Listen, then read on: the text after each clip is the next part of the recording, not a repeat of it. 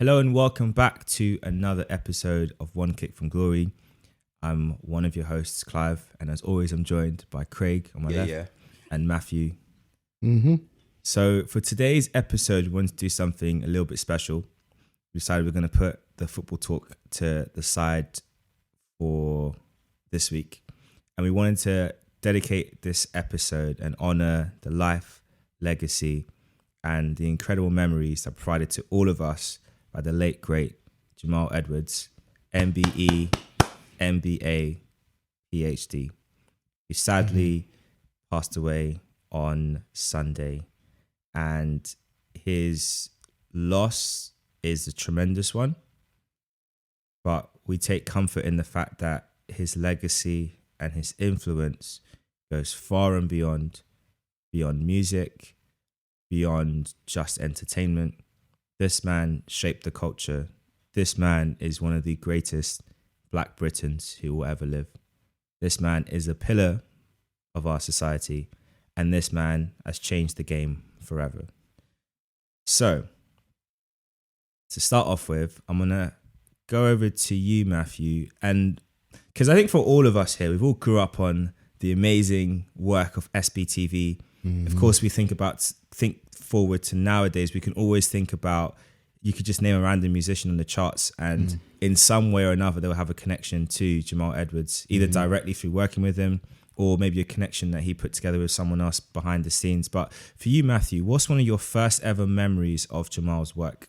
You know what? The funny thing is, I knew who he was. I was very kind of late to kind of what he was doing, because he was actually the same age as me when unfortunately he passed away. So one of the very first videos I kind of cottoned onto, and I was like, it's like he's taking the voice of the streets and giving it a megaphone for them to shout out and show what they're about. It's gonna sound very strange, but I promise you, I latched onto it. I was like, all right, this movement's proper serious now.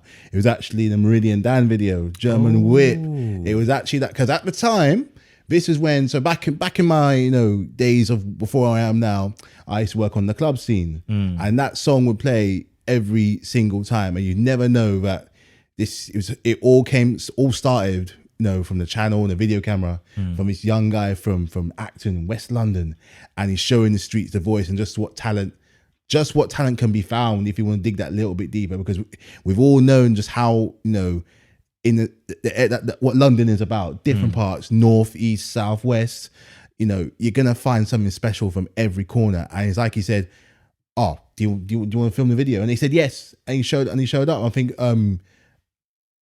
it was his one of his debut songs. It's not his only song with Meridian Dan. I mean, if you're getting JME on there, I mean, you must be doing something right. That's true.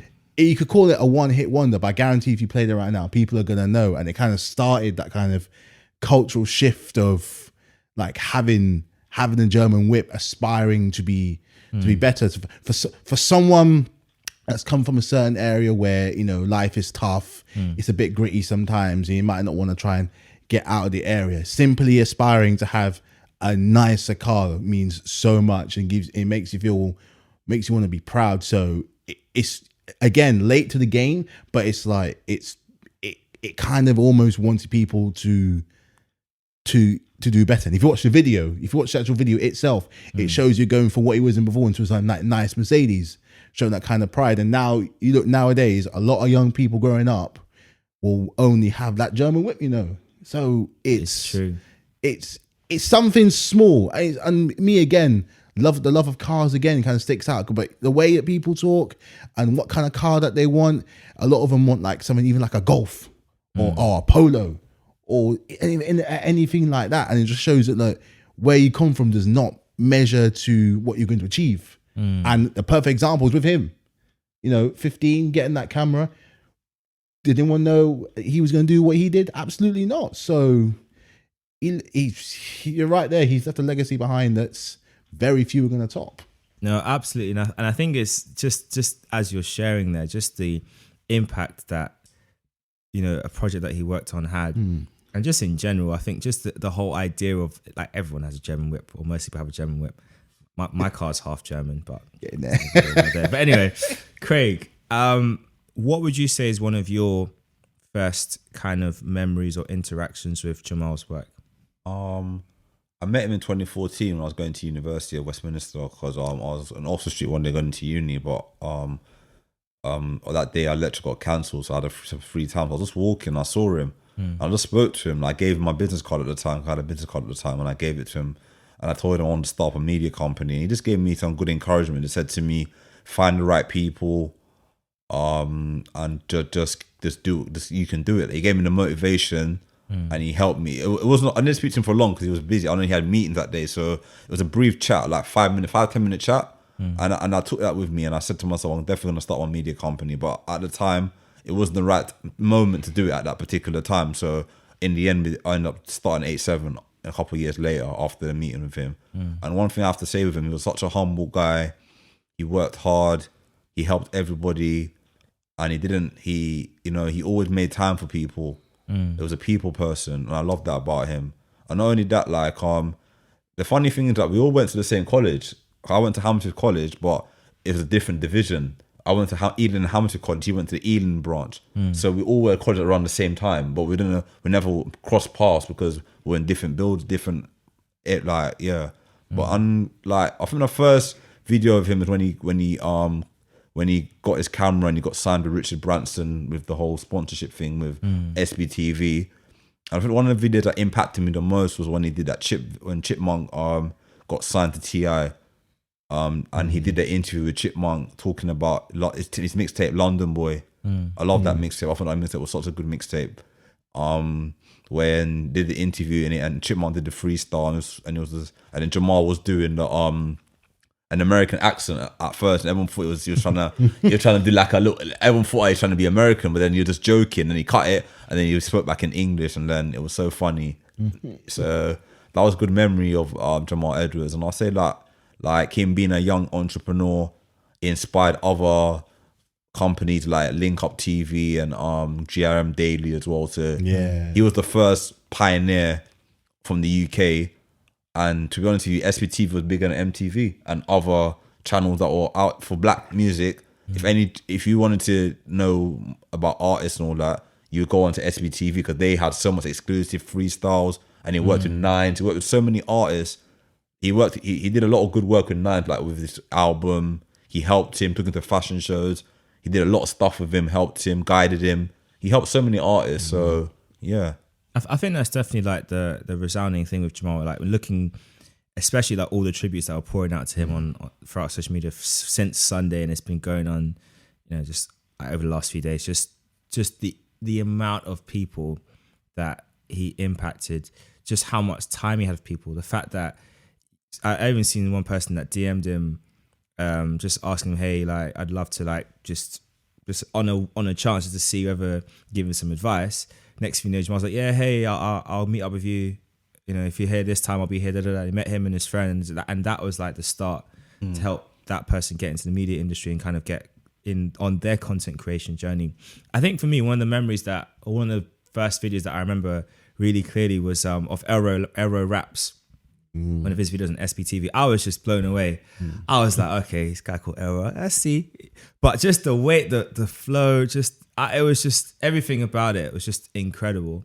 I think that's one that stands out for me. The other one, which was really kind of at the time, it just was really inspiring, was after SBTV got really established, and obviously this is after he did the Google Chrome advert with it, which is the one that I was watching it the other night, and it just still gives me that same feeling when I first saw it. I was like, yo, Jamal's on Google. Like, this is crazy. But it was when he did a show with Channel 4. It was like a 4-part documentary series looking at behind SBTV. So you get to see the team, and it was showing you about how they work and just like day-to-day life, and just seeing like a guy from Ends who started off at 15 with a camera, and like in the space of 5 years at the time had achieved so much, built a massive team that was having international reach, and just creating content that was literally changing people's lives. I think the thing that really astounded me, which I found out just this past week from listening to people sharing their stories and stuff, and just their accounts of the impact he had in their lives, is the fact that he didn't charge for any video that dropped on SBTV. And when you think about that, like that in and of itself is mad. Is like, it's just crazy to think about, because it really ain't the case right now for other places that might do similar stuff. You know, obviously things are a lot different, and people, you know, have to make income a different way. But like, I just love the fact that he was just so willing and hungry to just expose different talent and give people a place to just showcase what they can do. The fact that he believed so highly in people, the number of people that he convinced to jump on the platform who were like, oh, I don't want to rap. Yeah, just do it. Just do a freestyle. Or even when he started doing the acoustic sessions, just come on to do a song. I'm not really sure. And yet, off the back of that one performance, the rest is history. Their careers started. Of course, one of the most famous examples of is Ed Sheeran. Big time. And just him having that A64 and just how that just created the whole path for him and where he is now. And I guess the big question for us now looking forward is just that, like, how do you, I guess the big thing before I get into like longer term things is like, what would you say is like a big lesson for, I guess, for anyone just looking at what Jamal's done? And I'll start with you, Matthew, on that one. Big lesson. Well, young, I'm talking out, not that I'm an old black man, because I'm not. But we're both the same age. Me, you, him, we're all the same age. But speaking as someone who works in a school, who works with kids, and if you ever find out there's someone, if you can't, and I'm speaking specifically to the young black men out there, young black boys, future black men out there, if there's anyone you want to try and aspire to be in the sense of his drive and his wanting to help people and uplift them and see that kind of positivity, there you go. Yeah. There you go. And like you said, he's from the cloth, he's from ends. And all he ever wanted to do was to see people shine and to achieve and just to see that pride in their face. You know, that's the kind that there's no better sense of giving to other people and giving them platform that clearly you know that not necessarily they might not even deserve, but you know that they can have that potential to go that little bit further. It's not all about, you know, it's not all about you. It's about the wider world. We as people don't thrive on being solitary. We thrive on others and helping each other out, from something as us guys here helping each other out, someone like him introducing out to Ed Sheeran. Like it's about giving, not just taking. And he gave and he gave. And look at the legacy he's leaving behind. The amount, and like you said, the amount of people getting in touch, pouring in tributes, people you'd never even think of, like, you know, Emily Atax giving tributes just before he passed away, unfortunately.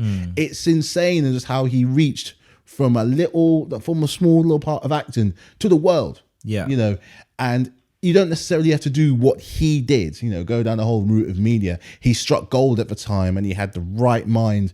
His mindset was in the perfect place at the time. But it just shows that when you work with others and you know, build a proper team, you reach out to people and you're just a genuinely nice person to be around and want to work with you. You know, it's not all about that. I get that in business. It's all about that killer sometimes, that like, oh, let's go at this and thing.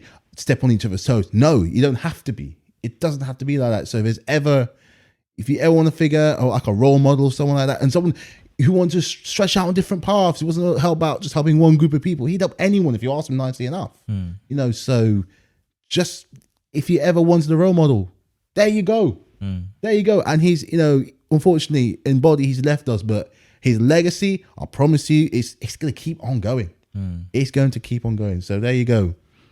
I was just giving you a role model, guys. And for you, Craig, what would you say would be the biggest lesson people should take away from what Jamal achieved? I think like helping others is important. He helped everyone. So anyone up and coming people, just help each other. You don't have to be beefing or warring each other. Just help each other, encourage each other, uplift your peoples, man. Don't hold a grudge against people. Just help as much people, inspire people. If you know you can support someone, support them, like, because you never, don't do it because you're thinking, oh, I deserve a favor afterwards. Do it from the kindness of your heart. That's what he did. He showed us that, you know, he can have a massive following and whatever. But if you don't influence your people, then what's the point of having a massive following? He influenced not just young people, he influenced a generation of people.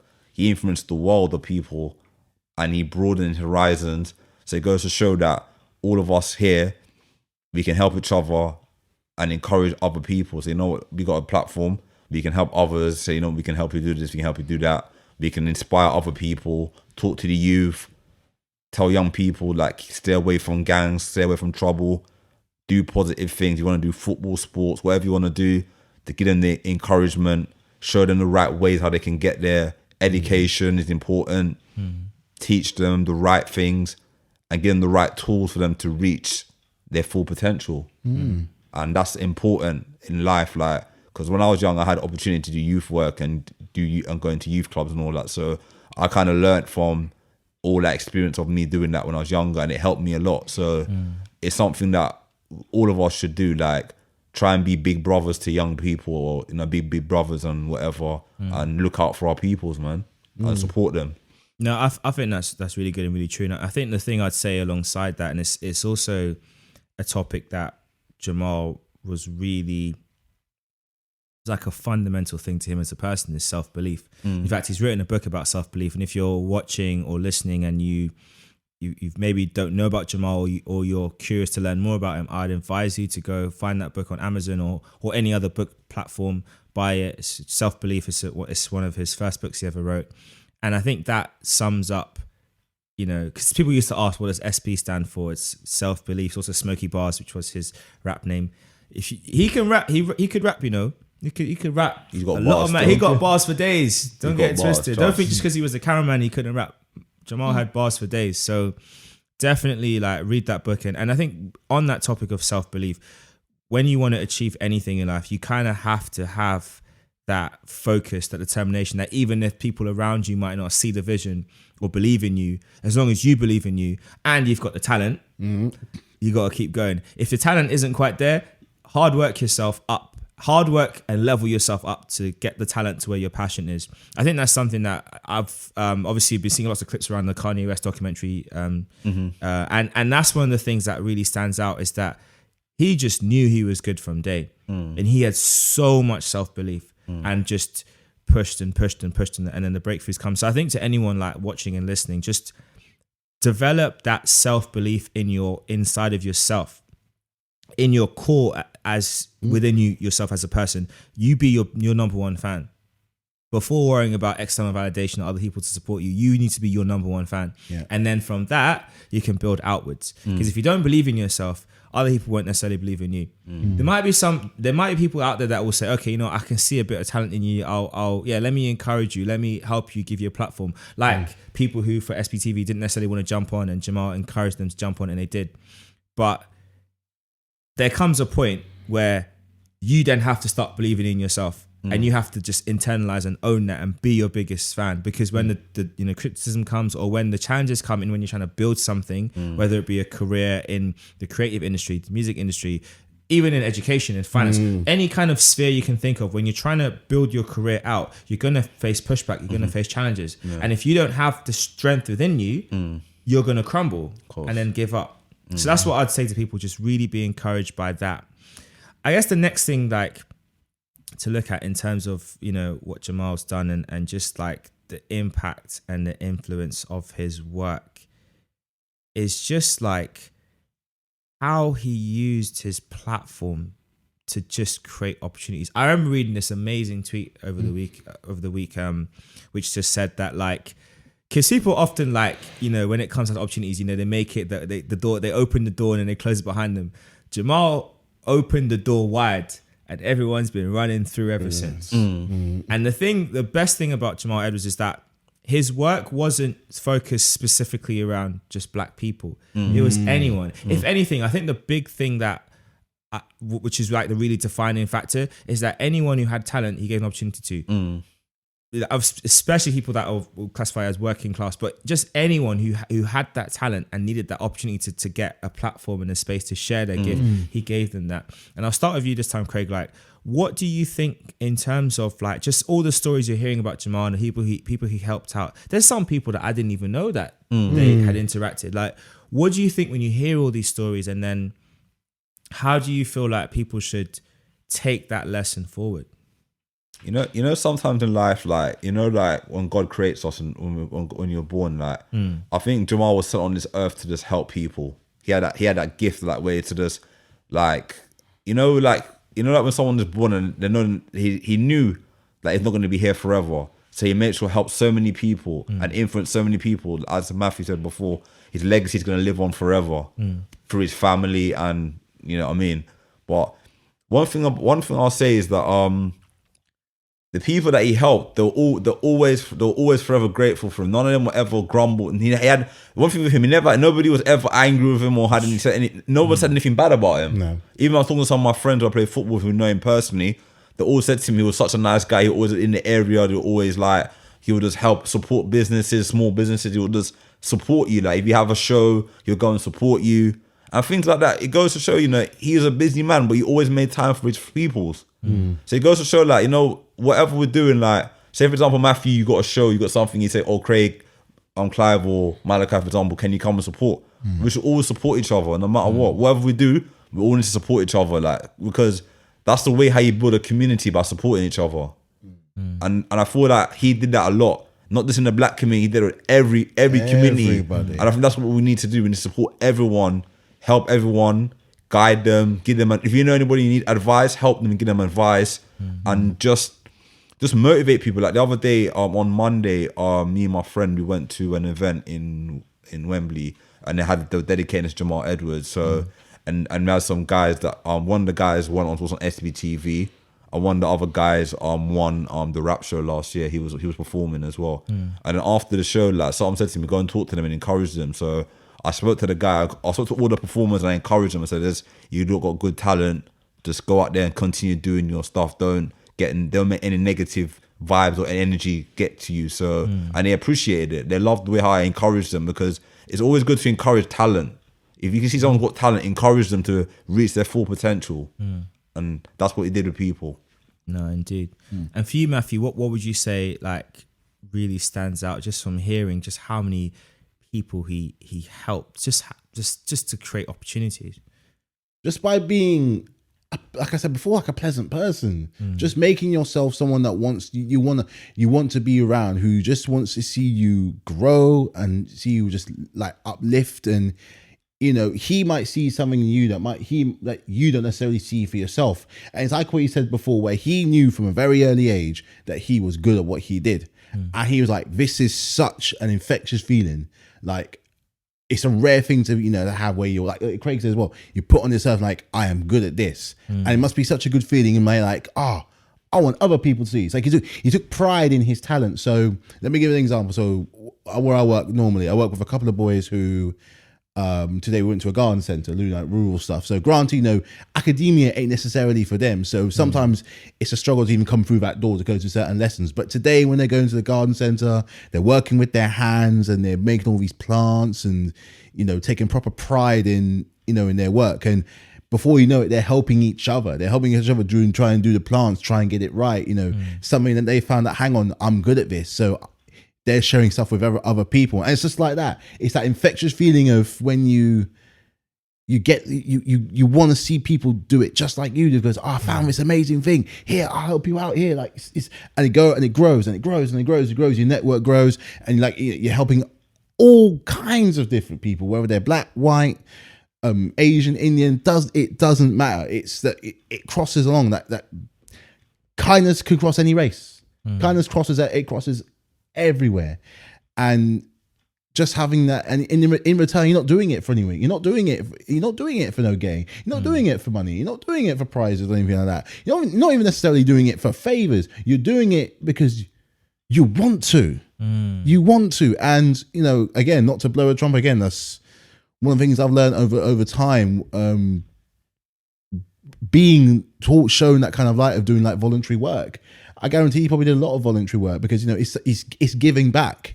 It's reward within itself, just wanting to do something and install the happiness onto other people, that I want you to have. This will go further than any console, car, holiday, house you can ever imagine. I want you to be happy. I want you to, you know, to have that happy. Here it goes.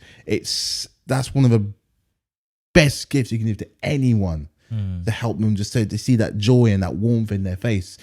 Sometimes even for a brief moment, or if they turn it into like a career or something. That's one thing that, you know, certainly that's, you know, even though I'm not overly familiar with him, but it's something that I will take away, where it's just to see that happiness in other people. And yeah, just to be just what it means to be a pleasant person to be around, you know, because that's how we work, really, isn't it? Yeah, I mean, he was honestly one of those people that, again, just looking at just the outpouring of love, the shock of this whole situation, the outpouring of love, the stories you're hearing, the pictures people are sharing, the videos people are sharing, it just goes to show the man lived by his words. He lived for people. He lived to try and create something that was bigger than himself and that would go further and far and just really have a massive impact. And I think one of the things with death in general is that it's really difficult and hard, because you have that kind of mixture of, on the one hand, you're grateful for the memories, but on the other hand, you often have that tinge of, I wish, that little bit of regret that can stick in there. I'm even seeing someone who said that she was like, the last time I spoke to you, I was telling you not to chew so loudly, and I wish I just told you that, like, you know, I love you and I was proud of you. And it's like, it's a little thing, but I think it's you know, it can be easy to get caught up in those kind of thoughts. And I think the thing that's really great is that he was celebrated while he was here. In Acton, they have a mural that was put up of him, I think last year, which was part of a project where they want to celebrate local heroes, and he was the one that was nominated and chosen to do it. And it was created by a local youth, I think it's a youth centre or a youth group put together that worked on it, and they built it. And it was made using recycled materials and stuff. And in fact, was it Sunday night or Monday night, they had like a vigil there. They had a street party there. It was going off for hours. DJs came down and performed. Lady Leisha was there performing as well. It was amazing. I mean, his mum even came out and she sang like a bit, which just, I mean, just for her to take the time to go down there. Must have and courage, I mean, one, that must have been so hard. But also, it's a testament to the legacy that he left behind, that she wanted to be there with the people to share in this moment of celebration. And one of the things that really stands out for me when, you know, on Loose Women, when they had the segment dedicated to Jamal, which Judy Love and Charlene White sort of anchored and chaired that whole session of the episode, just hearing how much his mum wanted him to be celebrating this moment, not just to think about it as the sadness of loss, but let's actually honor the amazing achievement this man has achieved and the impact it's had on people's lives. And I think there's a lot that, especially now in this social media era, where people can be very quick to kind of think about the negatives in people and trying to one up each other and trying to find fault in people and find a way to tear people down. I think this whole situation should serve as a reminder for two things. First one, the most obvious one, is life is short. You never know when your day is going to come. And sometimes we can live as if we have forever when we don't. And secondly, and most importantly, that it's better to love and to help than to try to destroy and to poison. Because clearly what Jamal's life has shown us is that he gained so much more through helping people than he would have done if he tried to gain from it by say charging or monetizing or trying to like profit from the situations that he was helping people with. He was so selfless and gained so much. And I guess on that note, as like the last thing to close, I think as like a final statement from each of us, I'll start with you, Matthew, then Craig, then myself. If you were to say one line statement of what Jamal Edwards means to you, what would it be? It's a difficult one to put it into words, you know. I was kind of thinking about something like that, but I want to try to take something that I saw on the show I actually saw it on Top Gear a few years ago, but you know what? It stands so true considering, you know, we lost him so young, you know, such a young age. And the thing I was saying, like, is a case of, it's the star that shine twice as bright, lives half as long. Wow. So I was thinking that is just such a poignant match to someone like him. I think, you know, it's because he was young. I mean, God crying out, he's the same age as some of us here, but for the time he was around, look at what's been celebrated for what he's done. Look at the lives he's changed, the lives he's influenced, the lives he's potentially even saved. You know, he's done so much. Remember, he started this when he was 15. 15, so for half of his life he's been doing nothing but, I'm not gonna call it hustling. I'm not gonna call it grinding because it's not, but helping and building and giving, not taking, but doing something harder but more rewarding, but giving. So yeah, that's the statement I'm gonna go by. The star that shines twice as bright lives half as long. That was him in a nutshell. You, Craig? I said angel on earth and a bigger angel in heaven. The reason why I say that, because he was an angel on earth. Like, there's a lot of people that come on who came into earth and they live for a certain amount of time and they go, and when they go, their legacy live forever. His legacy will live forever, trust me, because the impact he did, not just with, like, he did a lot of charity work. And I was working at Chelsea the other night, and the way the Chelsea fans were cheering him on the 31st minute, they loved him. They called him one of their own, and he was a massive Chelsea fan, by the way. Everyone didn't know. He was a true blue. He used to go to all the home games, and he would always show love to the fans, and the fans would always show love to him. So, he's going to be missed. He's going to be missed. But all we can do now is just like, remember the good times, all the good times that he shared on earth, and pray for his family that they can get through this difficult time, because it must be difficult for them. Pray for his mom and his sister and his family and his close friends as well, who are close to him, and all the people he influenced as well, all the artists, all the A&Rs, all the people he worked with, and hopefully they can find peace in their heart. That you know what I mean. That's how I want to end it for me. Yeah, rest in peace. Yeah, and I think the final thing I'd say is that for me, is like, he's a giant upon which the shoulders we're all standing on. His work, his platforms, his energy, his dedication to people, opportunities created. I mean, even seeing pictures of him and Casey Neistat, who's one of the biggest YouTubers that's ever been. The fact that he knew them. I think even the fact that SBTV started around the time that YouTube started as well. And if you think about how YouTube as a platform has grown and developed, I don't think it would have been as influential in terms of its music and for people that do music stuff if SBTV and Jamal weren't there. That's my honest opinion. If you don't like that opinion, argue with your mum, innit? But like, thanks everyone for watching. Special, like, to Brenda and to Tanisha, just hope, and obviously extended family, friends, just hope you guys just find comfort in this time. Like, stay safe, take the time you need to grieve, to celebrate, just cherish the memories you've had, and ignore any of the trolls out there who are just fishing for information about stuff, and just stay strong. This has been us signing out at EightSeven. If you liked it, please do share this message. And of course, if you are watching on YouTube or listening online, let us know what memory from Jamal really stands out to you. And we'll be back next week with another one. Peace. Peace.